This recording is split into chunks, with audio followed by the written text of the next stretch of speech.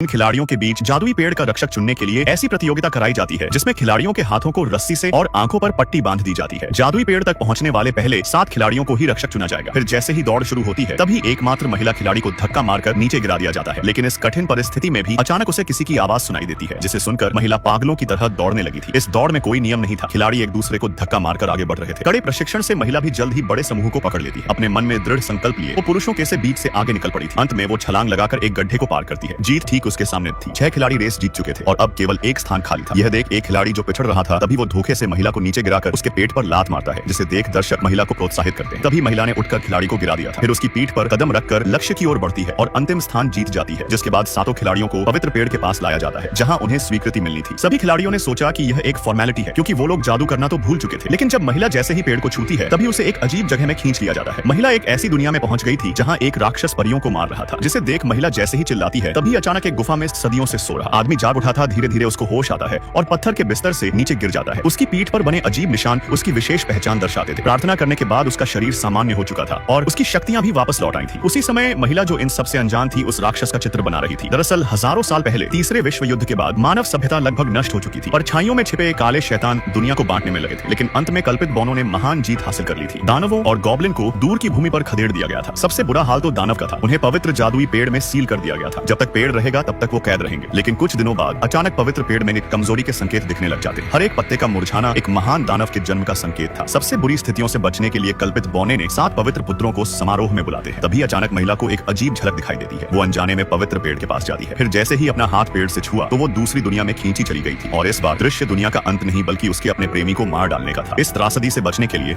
वो जादुई पेड़ का रक्षक न बनने का फैसला कर लेती है। राजमहल में जब मंत्री पवित्र पेड़ के मुरझाने के बारे में चर्चा कर रहे थे तभी एक रहस्यमय व्यक्ति महल में घुस आता है और जादू से गार्ड को दूर फेंक देता है। जब आदमी ने अपना असली चेहरा दिखाई तो राजा चौंक गया था, क्योंकि यह व्यक्ति उसका पुराना दोस्त एडम था। जमी हुई सील के कारण वो अभी भी जवान दिखता था। एडम ने बताया कि वो पवित्र पेड़ की पुकार से जगा है। पवित्र पेड़ की सील कमजोर हो रही थी, जिसका मतलब एक बड़ी विपदा आने वाली थी। एडम राजा से सेना तैयार रखना को कहता है, लेकिन राजा उसकी एक नहीं सुनते, जिससे एडम गुस्से में वहां से चला गया था। वो पवित्र पेड़ के आदेश पर एक लड़के को ढूंढ रहा था। यह लड़का कल्पित बौनों का बाहरी सदस्य था। मरते समय उसकी मां ने उसे शक्तिशाली जादुई पत्थर की एक पोटली दी थी, लेकिन लड़का जादू में बिल्कुल विश्वास नहीं रखता था, इसलिए वो डॉक्टरी पढ़ने का फैसला करता है। लड़का बाहर की दुनिया में आता है जो बिल्कुल अलग थी। हर जगह मौत का सन्नाटा था। तभी अचानक उस पर एक दैत्य ने हमला कर दिया था, लेकिन तभी एक लड़की आकर उसे बचा लेती है। लड़के को नहीं पता था कि लड़की चालाक चोर थी। वो उसके झांसे में फंस जाता है और लड़की उसके जादुई पत्थर चुराकर गायब हो जाती है। एडम ने लड़के को ढूंढ लिया था। एडम ने बताया कि लड़का एक जादूगर है और केवल वही दैत्यों को रोक सकता है। एडम उससे गुप्त स्थान पर ले जाकर जादू सीखता है, लेकिन उसी समय पवित्र पेड़ का एक पत्ता सूखकर जैसे ही नीचे गिरा तभी एक महान दानव सील तोड़कर आजाद हो गया था। यह सबसे शक्तिशाली दानव राजा था। वो पवित्र पेड़ और एल्फ कबीले को नष्ट करने का फैसला करता है। उसकी शक्तियों से जल्द ही दूसरा पत्ता सूख गया था, जिससे दानव राजा अपने साथियों को बुलाने में कामयाब हो जाता।